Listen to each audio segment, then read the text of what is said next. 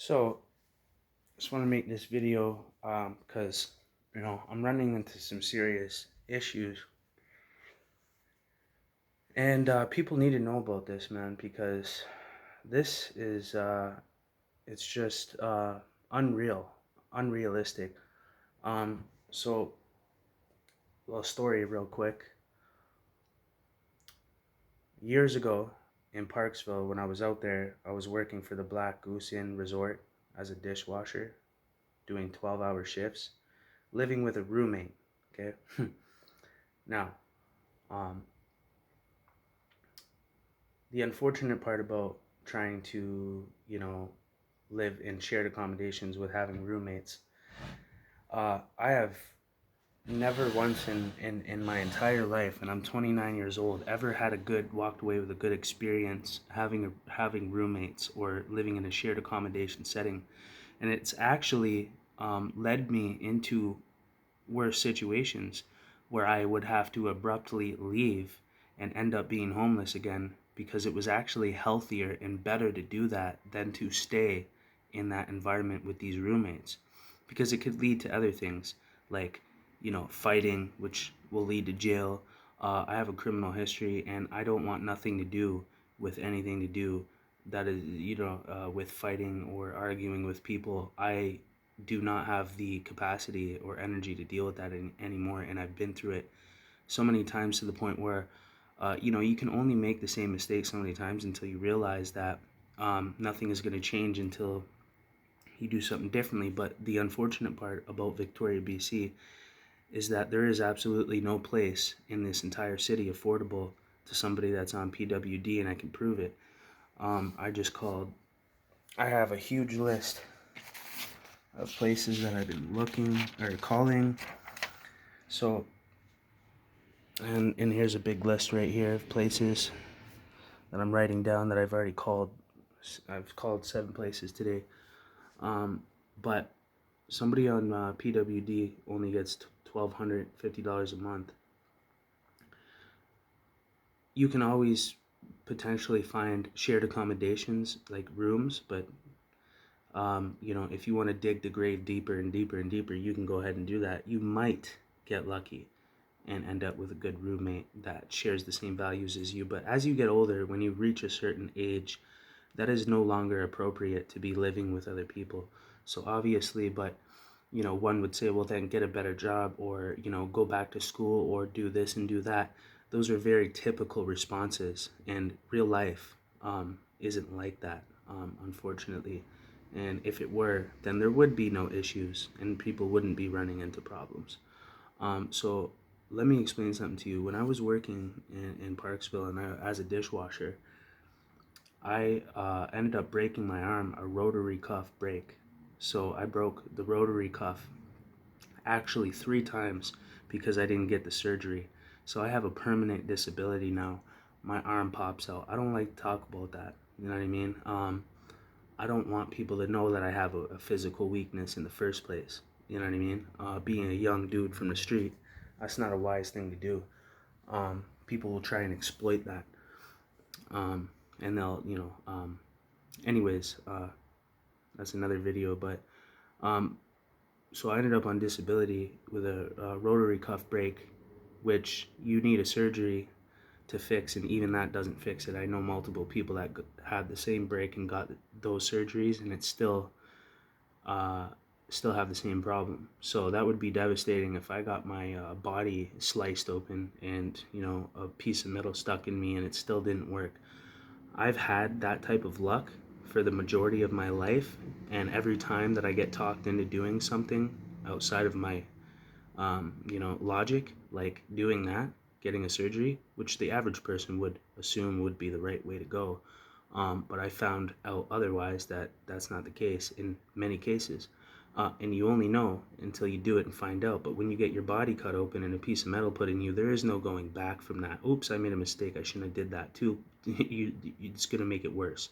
So being trying to live in with roommates, it's going to make it worse. You're going to run into more problems. How do I know? I've done it my entire life since I was 15 years old all the way up, and I realized pretty fast that things can get pretty out of control. So you need to make sure you put yourself in a position where you can control things. And guess what? That's not real life either. So here's the problem: homelessness. So people wonder how I end up stuck in a cycle of homelessness, and this is exactly it. I could go move to the hood, to the poverty line, and you know, the landlords out there will rent to anybody, any drug addict, drug dealer, gang banger. They don't care. They just want money in cash.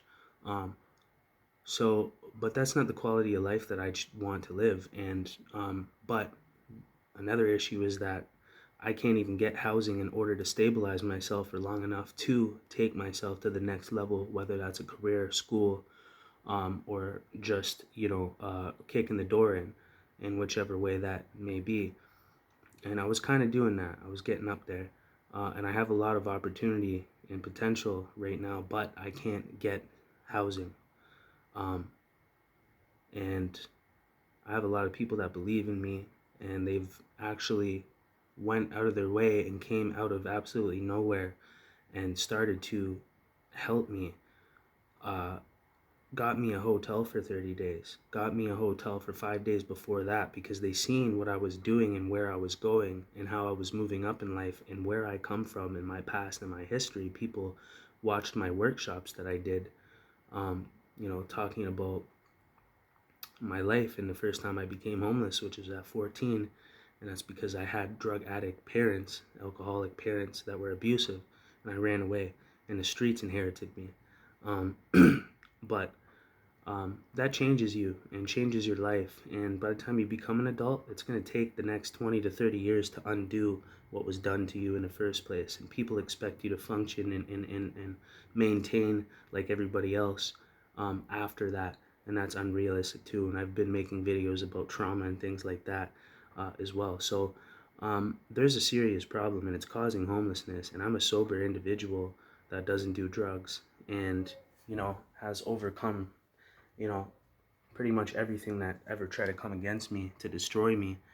Um, and I deserve a fair chance at making it where I am and um, in this world, and that chance is not there, but people seem to think it is. So they blame the individual constantly as if they're looking for a flaw in the individual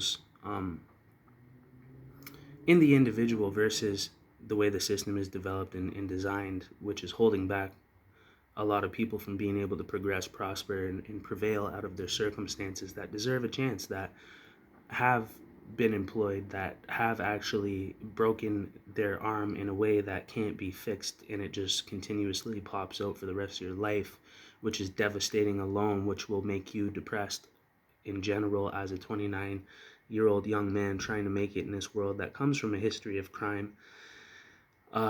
And I swore that I would never go back to selling drugs or committing crime, and I would rather die, lay down, and be homeless in a tent than to hurt other people. And that's exactly what happened to me. Is I became poor, and I ended up in a tent because the shelters are crawling with drug addicts and people that think they're tough until I punch them out, and then I go to jail. So why would I put myself in that situation? Well, when you don't have family or parents or anybody to help you or save your life from hitting rock bottom, or even being able to get out of rock bottom in the first place, this is your reality. If you get a job and you get a place and you work your way up, guess what? That doesn't work. Because when you're homeless, you think anyone's going to rent to you? No. You're 29 years old and you broke your arm and you're on disability? Yeah, okay, I heard that before. You're a crackhead. You're a drug addict. Stigma, okay? No one wants to rent to me. I can't do physical labor like the average man, so I have to use my intellectual abilities to try and find a way. And my purpose is in lived experience and what I've been through with homelessness and stigma. And, there's a whole career uh, sector for that. I got a peer support training certification. I got another certification I just did that's on the way around community safety and crime prevention. Like, I'm just learning and I'm getting certifications, and I'm in that transitioning point, but that's not going to pay my rent right now. and I don't have the ability to even just be housed for a minute just so I can work on these potential career options or developing myself, you know, further. So that's a problem. So this can't happen unless we're a third world country or something, but this is Canada. So, I mean, what's Canada's excuse?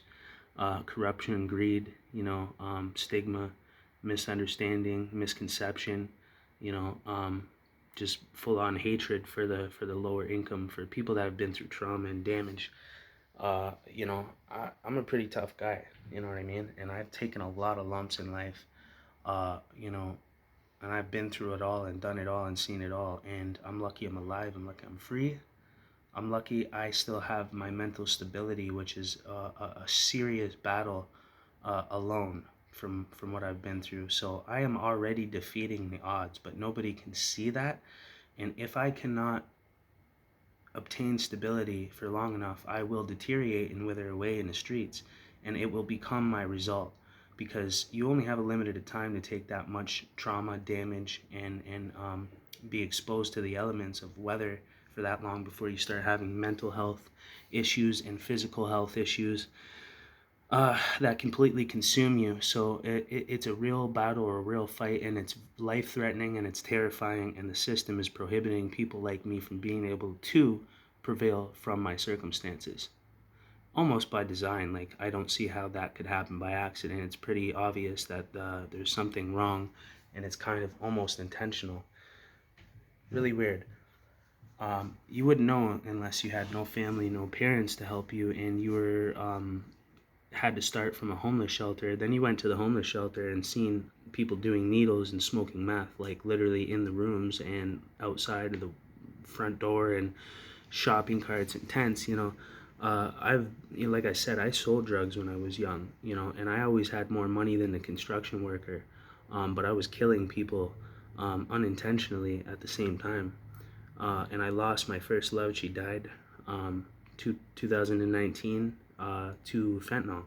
My dad died when I was in jail, when I was 18 years old, in Hamilton Barton Jail, maximum security.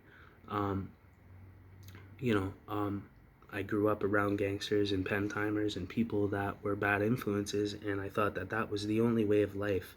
And where I come from, that is the only way of life.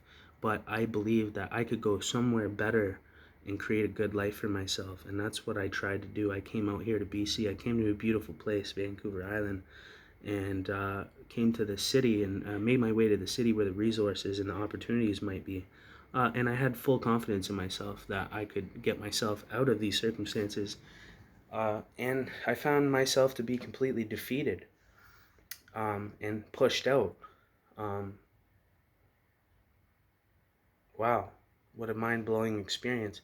So, it's a nightmare, and I don't want to go back to crime. I don't want to go back to selling drugs, but it's almost there's almost no other option, when this is the reality. That, like, it pushes you and forces you. You either wither away, lay down and die in a tent homeless, or you work. But how do you work if you can't even get a place? um, you know what I mean? This shit is real. Like, you know what I mean? I've done all the labor unlimited places and all the temp agencies and stuff like that. You burn out in 3 days, especially if you're coming out of a tent, and then 3 days later working, you only made a little bit, just enough to eat every day, and buy some socks. Like, people don't get it, man. Like, this shit is real. There's no saving money when you're homeless. There is no accumulating when you're homeless. You are fucked. Okay? So people need to wake up and realize that this is serious and this cannot happen to people, man. I'm a sober individual. I deserve an opportunity. I do. If I was addicted to something, then I would know that I have to overcome that addiction first before I can try to approach housing and employment and things like that. I'm right there ready. You know what I mean? And the opportunity is not there. It's actually, the odds are against me, and that's very severe. You cannot do that. That's inhumane, and that's not what this country stands for. So there's a problem, and it's killing people, and it's ruining lives, and it's creating more drug users and homelessness, and prolonging it and stopping homelessness from evolving, or anybody finding a better quality life. improving their quality of life. It's completely blocking one's ability to do that. And that is a nightmare, and that cannot happen. Or else people are forced to commit crime, sell drugs, for out of survival. And I already did that life, and I don't want to do that. And I believe that the system would have a way for me to um, earn a living. And but if you can't even get housing, and you're coming from a disadvantage as a 14-year-old kid that grew up in the street, literally like sleeping on benches and stairwell apartments, you know um, and it was literally just because I didn't have family to save my life and say, hey, you're coming here, you're staying here, and you're coming to work with me, and you're getting your shit together. I didn't have that. I didn't have any guidance. My father did 10 years in Collins Bay Penitentiary, got out. I ran away from my mother's when I was 14 from an abusive environment, alcoholic, blood all over the car. My mom getting punched out by her boyfriend all the time. I had to get out of there. I had to run away, and I did. And then I went to my dad's after he did 10 years in the pen. He met another woman, got married to her. Everything was normal. 14 years old, I'm living with my dad. All of a sudden, he starts doing drugs again, smoking crack, doing heroin, drinking alcohol. I think the alcohol came first, and it led to the other things, back for him relapsing, because he had a history of drug abuse. And he was also an abandoned child at 14 years old. That was his sister was sexually abused by his father in front of him, and he had to witness it. And he had two other brothers. They all ran away from an abusive father. The mother died. Okay, so this is a generational thing as well. Okay, trauma, and people need to start hearing this and seeing this, and it takes a lot of courage for me to come on here and tell you this, because it puts me at risk in multiple different ways. Especially being someone that was previously affiliated with the streets and gangs and things of that nature. This is bad. And now I understand where people end up killing themselves, doing drugs, ending up in jail. I understand that actually it's the way things are designed, it's actually forcing people to have to do that and not actually. Imagine that. Like, it's one thing to just have freedom to make decisions based off of your own will. But imagine if the foundation and the system itself was altering your way of life, or altering your ability to improve your quality of life, and forcing you to have to make poor decisions out of a survival situation. Now, that is called systematic corruption. A little bit of education for some people here, because I really lived it and I'm still living it, and I can see that this system is completely destroying humanity and unity and society as a whole. And the system has somehow convinced society that it's the individual's fault. So society has turned on itself, and we've all turned against each other and started hating on each other and blaming the individual, looking for the individual's flaws and what they're doing wrong, versus looking at the system and what it's doing wrong. Here's the problem, and that is the problem. Yeah. So, big serious problem. I can't get a place. Um, I have 30 days, off the street right now to call places, try and figure this out. I was on with the work that I was doing for a year, advocating, for homelessness with lived experience, opened up a whole world of opportunity for me and a new place to go. There was no future promise for me. I am at a point where I have to figure that out. And I went to North Island College in Courtney, intentionally to try to take social services, to get a degree in something that I found meaningful and purposeful, empowering others out of things that they've been through in their life. Maybe it might be mental illness, depression, anxiety, homelessness, a history of crime. I have all of those histories. So who better could be the one to empower someone out of those things when I've overcome the majority of those things? The only thing I haven't been able to overcome is literally just being able to afford to live, because like I said, I need a foundation to stand on to get to the next level. And let's start from the beginning. Like I said, where would you start if you had no family, no friends, nobody to help you, no influences? And I'm not talking about when I was 14. We already know what happened there. And that altered me in a way that I'm still healing from that right now. It's going to take a lifetime for me to heal from that and actually fix myself in order to be able to function like everybody else for long term. Um, People don't get that. I made a video about that. I'm going to link it at the end of this one.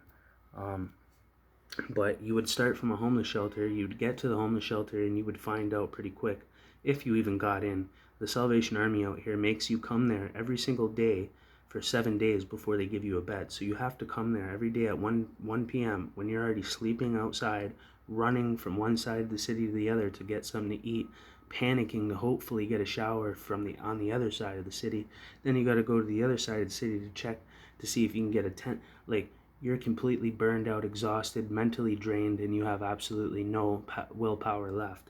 And now you have to go to the Salvation Army every single day for 7 consecutive days in a row before they even tell you if they have a bed or not for you. And sometimes they say no.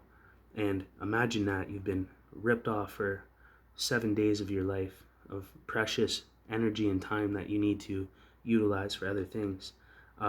There's the problem in the system, in the sheltering system. Then let's say you get in there. There's a halfway house upstairs of people that have killed people, they just came out of the penitentiary, and we share the same space together. So you're mixing me in, expecting me to overcome a history of crime and criminal, relations, whatever you want to call it, and you're gonna put me in the same building as a halfway house.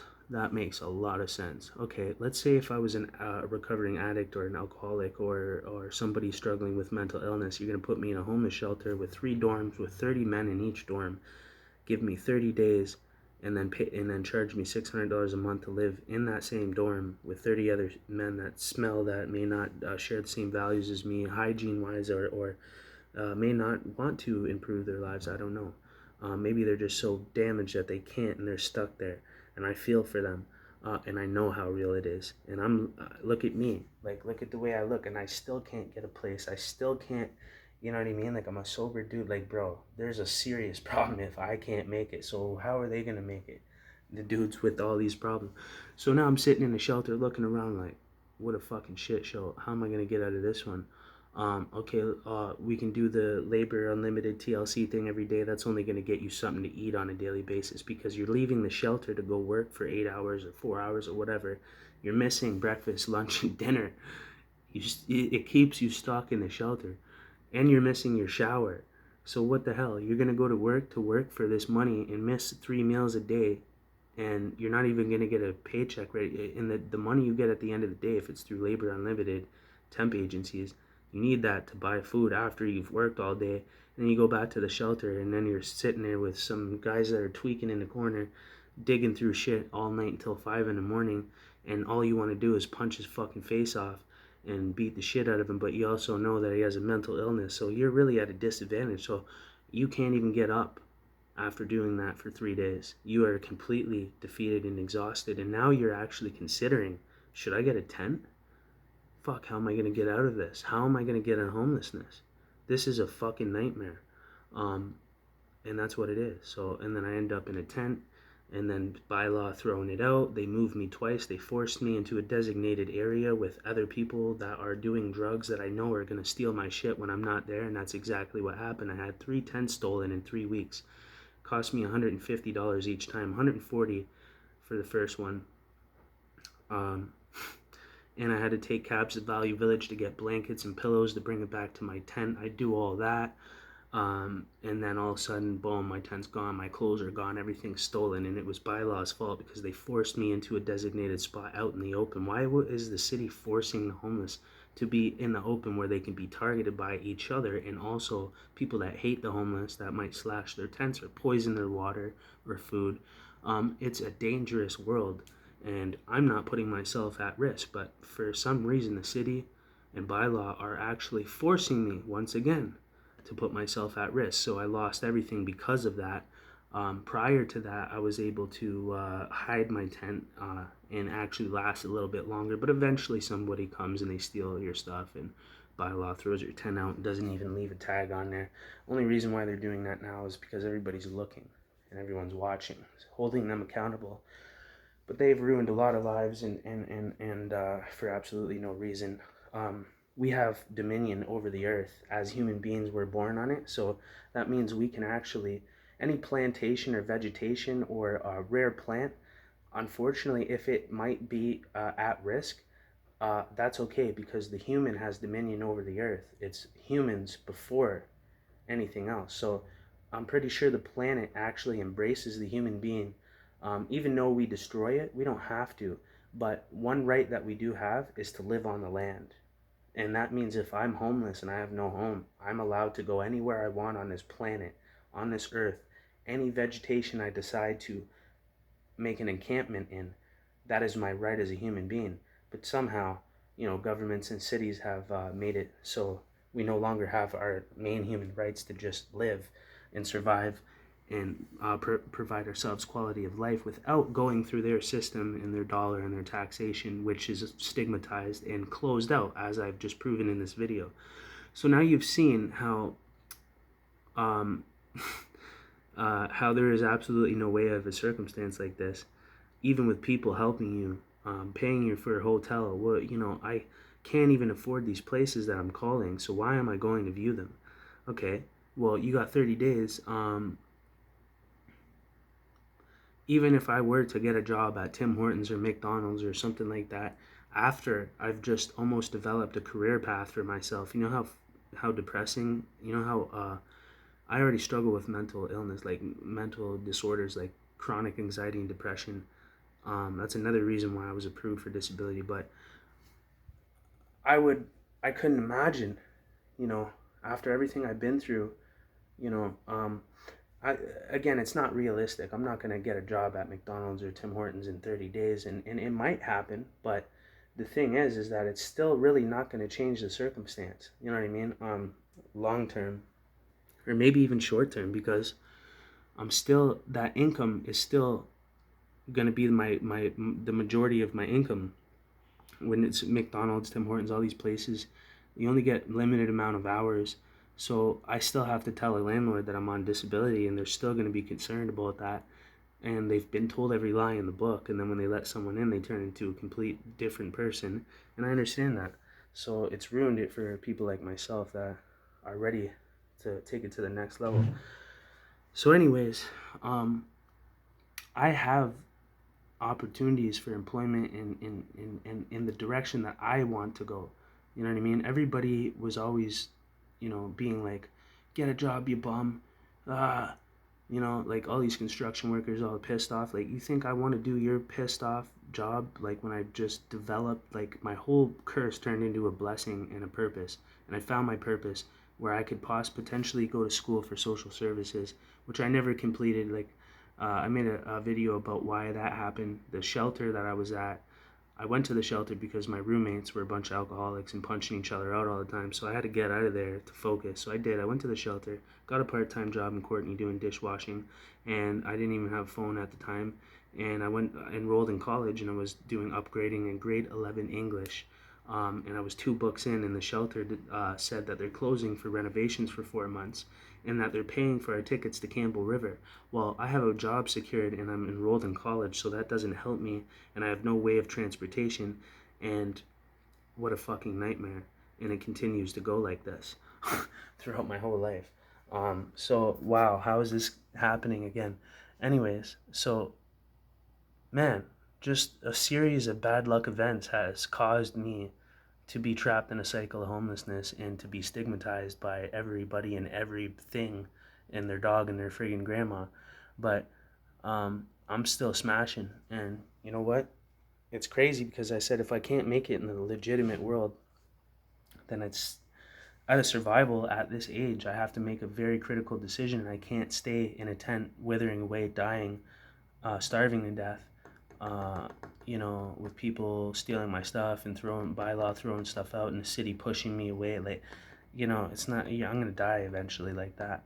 Um, so yeah, this is bad. This is really bad, and it's been bad.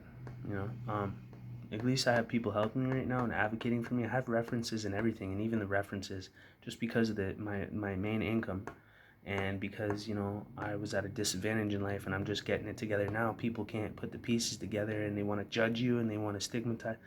You know, that's from their own personal trauma, but you know, it's creating more of the same problem and the deterioration of society as a whole.